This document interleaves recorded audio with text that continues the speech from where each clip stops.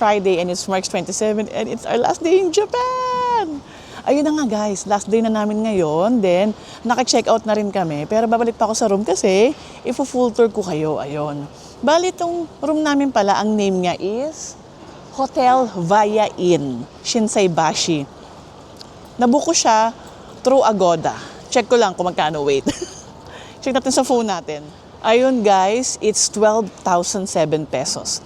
Bali, 6,000 per night per 2 person. Diba? Mura na siya kasi guys. Ito yung hotel namin, ayan. Kung nakikita nyo, may nakadagay na Hotel Via Inn, yung pinakataas. Ito pala. Yan, Hotel Via Inn. Kung nakikita nyo yung nakasulat, then that's the 7-Eleven. Ayan, sa baba mismo namin guys. Then, this is the Moss Burger. Kung nagugutom kayo, hindi kayo magugutom dito guys. And then, ito yung pinakamaganda rito. Ayan, ang train station. Ayan guys. Nakikita nyo yung building na yan. Yan na yung Shinsaibashi Tsuji Shopping Street. Tsaka, straight pa nun, Dotonbori. Tapos yan, mga siguro mga 100 steps away or 200, yan na mismo yung station. Maraming station yan guys, daanan. May left, may right, at saka doon pa sa building na yan. Yun. Diba? Tatlo yung entrance going to the Shinsaibashi Metro Station. Oh. Wala ka nang poproblemahin guys. Ayan na mismo. Diba? So, yun nga kasi, kaya tayo kumuha ng mga ganyan, kahit medyo expensive. Biruin yung 6,000 per night. Kasi, diba, meron nga tayong senior na nakasama, which is yung mama ko.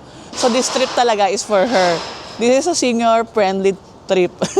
Lahat, hotel, pati yung namin, yung itinerary. Wala kaming itinerary. First time kong hindi gumawa ng itinerary. Kasi kung saan kami dali ng mga paa, kung saan niya kaya, doon kami. Kaya yun. So, tara na guys, let's get in na. Ito na. Ayan guys, 7-Eleven. Ang tapat ng 7-Eleven is yung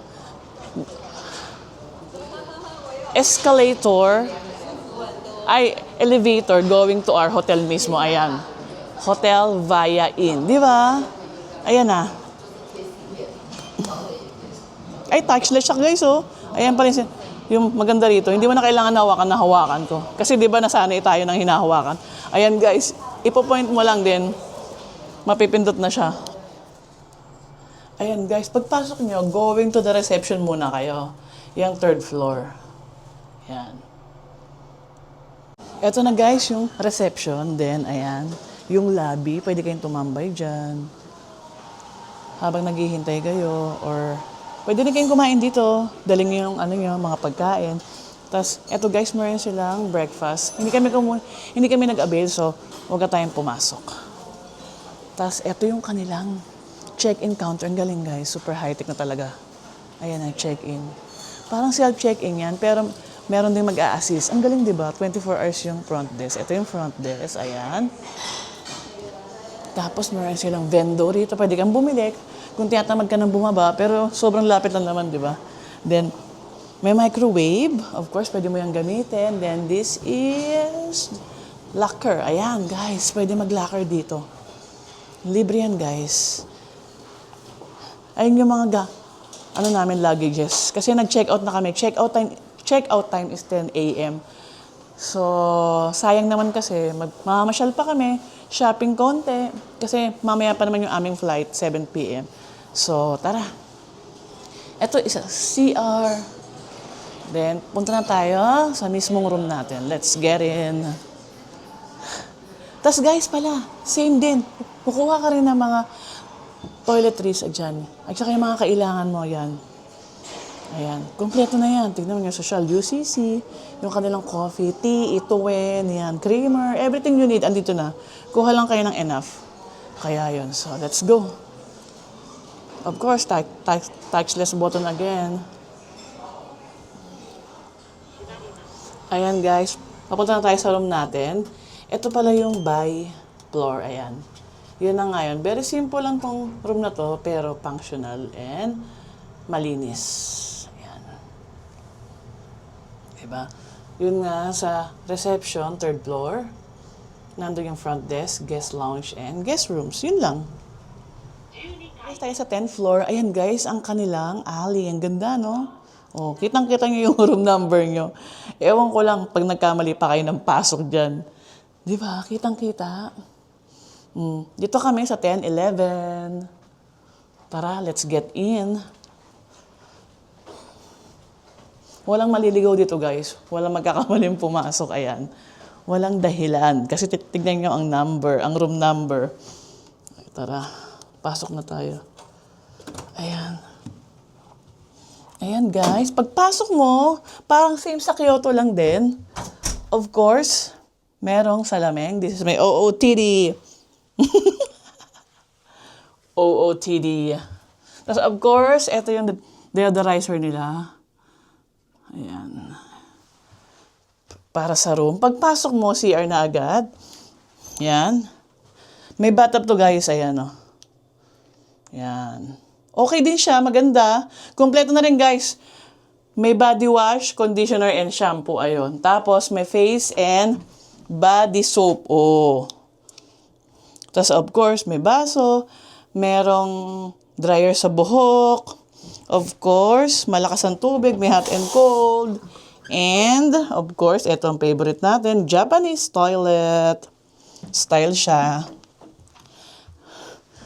Tapos, desk na agad din. Ayan. Tapos guys, ito, pwede kayong mahiga dito. Pero hindi ko alam kung ina-allow nila na 3 sa isang room. Medyo masikip na pag 3. Ayan, oh, pwede pa siyang higaan. Then dito, working table. Ayan. May mini rep. May airpat. And meron silang humidifier ba to? The humidifier. Ayan. May sleepers. TV, hindi naman namin ito ginagamit, hindi kami nanonood. Yun yung kama namin. Pasensya na kayo guys kasi nag-check out na kami. Pero, masarap yung kama nila guys.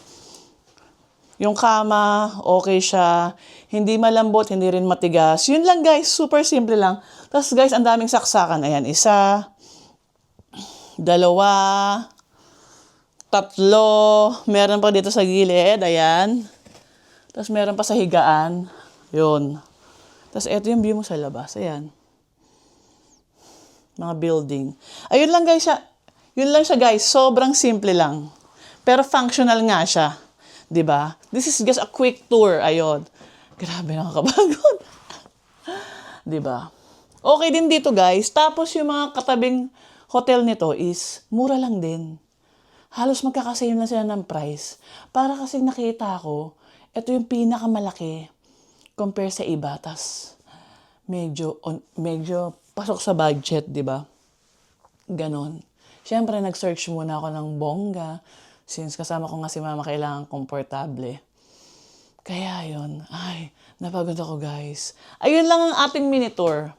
Via in Shinsaibashi, ayan. Pakita ko sa inyo yung name para hindi kayo magkamali, yan. Tapos guys, meron na rin palang bathrobe. Eh, yung bathrobe pala guys, ang hack dyan, yun na lang ang gamitin yung pambahay. Oo, yan. Yun na lang yung gamitin yung pambahay para less dala. Lalo kung magsha-shopping kayo, gano'n. Lalo kung winter, di ba? Kasi may heater naman sa loob eh. Mainit naman. Ayan nga, pinagpapawisan nga ako. Yan, Tapos may tuwalya. Shampoo nga kahit wag na kayo magdala. Kung dito kayo mag-check-in. Talagang kompleto sila. Toothpaste, toothbrush, talagang kompleto na. Hindi ko nagamit yung mga toiletries. Kasi nga, complete na nga sila. Ayun lang guys, super quick tour lang to. Isa-separate vlog ko na lang to para talagang makita nyo. Yun lang, ayan lang siya. Oh. Simpleng-simple. Ayun lang guys. So, dito pala to sa Shinsaibashi, Osaka. Malapit siya sa Shinsaibashi Station. Katabi nito is 4 Points Plex by Sheraton. Yun. Hindi lang ako sure kung tama ba yung exact name. Yun. Marami itong mga katabing hotel din. Tsaka guys, paglabas mo pala, yung main road doon, bago mag Shinsaibashi, yung tawiran doon, is mga luxury. May Apple, Gucci, LV, Michael Kors, ano pa ba? Puma, yun guys. Kaya wala na kaya hanapin pa. Tapos ang daming kainan. Grabe. So, ayun na nga guys.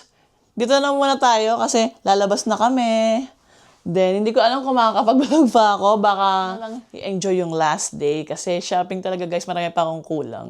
Kasi di ba nagpapasabay nga ako. So, ayun guys, thank you for watching. And see you on my next vlog. Bye guys!